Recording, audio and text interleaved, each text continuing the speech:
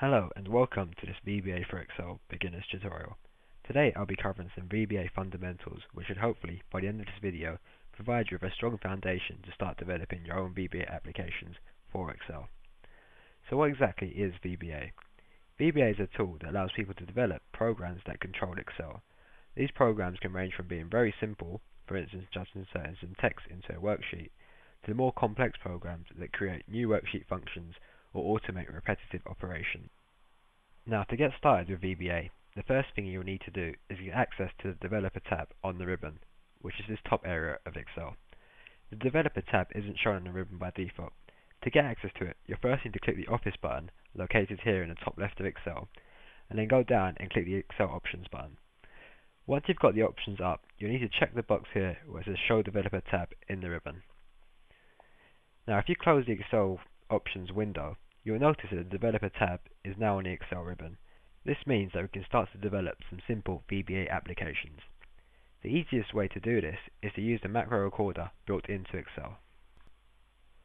To get started, if you click the Developer tab on the ribbon, you'll notice that there are 5 buttons in the code segment of the ribbon here. These are the main buttons we will need to develop VBA applications. The first of these buttons is the Visual Basic button. This brings up the Visual Basic editor, which is where you can edit or create new VBA applications using VBA code. The second is the Macros button. This brings up all the macros which you have previously created in this workbook. Down here is the Security Settings button. This is where you can change the macro security settings. I suggest that you leave it on the default setting of Disable All Macros with Notification for now. The Record Macro and Use Relative References buttons are the buttons that I'll be focusing on in this tutorial. If you click on the Record Macros button, a new dialog box will appear. For macro name, enter 1 to 10. It's worth noting that the macro name must start with a letter and cannot contain any spaces.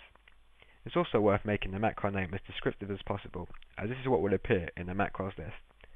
The shortcut key will activate the macro when pressed. I prefer to use key combinations that aren't already used by Excel, so for this macro I'm going to use Ctrl Shift and A. Make sure the macro is stored in this workbook, and you can add a description if you like, but I'm going to leave this blank for now. Once you press OK, Excel will start recording all the actions that you do in Excel. You can tell that it's recording because the Record Macro button has now changed to the Stop Recording button. There's also another button to stop recording located in the bottom left of the screen here. Now, the macro we're going to make enters numbers 1 to 10 in cells A1 to A10. So if you just go ahead and enter the numbers 1 to 10 in these cells.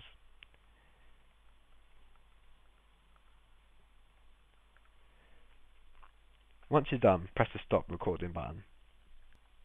Now, to test that our macro is working, we're first going to have to delete these numbers that we previously entered. Once you've done this, there are 2 ways that we can run our macro. We can either use the shortcut key that we assigned earlier, or we can go to Macros button here. From here, if you select the macro and press Run, you'll see that the cells A1 to A10 have been populated with the numbers 1 to 10 as planned. However, if you move to cell C2 and press your shortcut key that you assigned earlier, you'll notice that nothing's happened. This is because the cells have been hard-coded into our macro to input the numbers 1 to 10 in cells A1 to A10. But what if we want the numbers 1 to 10 to appear in a different set of cells? Well, to do this, we're going to have to use relative references. So if we delete these cells, and we're going to make a new macro using relative references. If you press the relative references button and then press Record Macro, the dialog box will appear again. This time I'm going to call it 1 to 10 relative. For the shortcut key, Excel won't let us use the same shortcut key as last time, so this time I'm going to use Ctrl Shift and Z.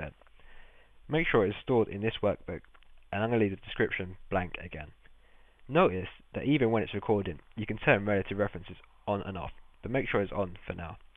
And once again, I'm going to enter the numbers 1 to 10 in cells A1 to A10.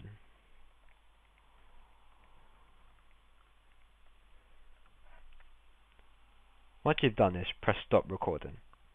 Now, once again, I'm going to delete these numbers so we can test our macro. If I go to cell A1 and I press the shortcut key that I assigned earlier, which is Ctrl Shift and Z, you can see our macro runs just as before. However, this time, if I go to cell C2 and I press Ctrl Shift and Z, you can see that no longer is it populating the cells A1 to A10, but it's populating the cells relative to the starting cell. This is because the macro cells are no longer hard-coded, but are relative to the starting cell. That's all I wanted to go through in this tutorial. I hope you found it informative, and check back for some more tutorials from VBA for Excel.